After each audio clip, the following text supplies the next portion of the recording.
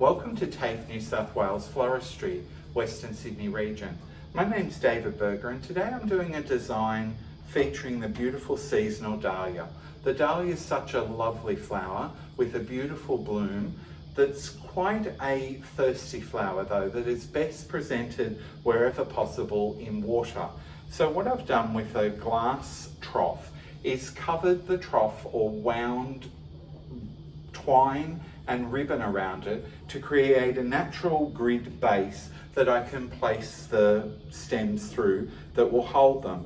So I've got some beautiful olive foliage and the cream white dahlias, and what I'm going to do is start to place a little bit of the olive foliage into the grid that I've created with the different ribbons and twines, and they're going to sit and stay quite well under that grid.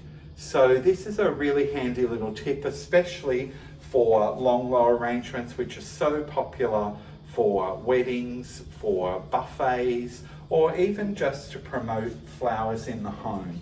So this little use of the twine as a grid will help keep everything in place, which can be quite a challenge when we're using such a low vase because there's not so much depth to hold everything in.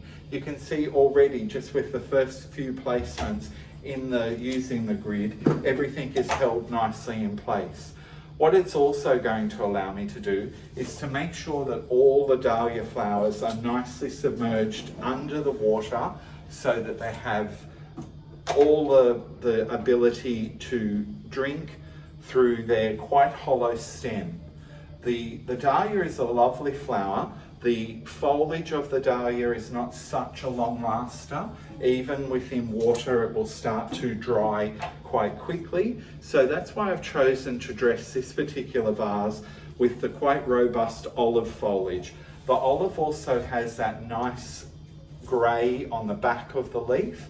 So we all know with our flowers we always want to see the face of a flower because that's in the beauty of the flower is in its face, but quite often foliage can have a different coloration on the back of the foliage or the reverse side of the leaf, which can enhance the look of an arrangement and also bring a little bit of color play into it. So you can see what I'm doing, cutting all the dahlia stems at a nice sharp angle.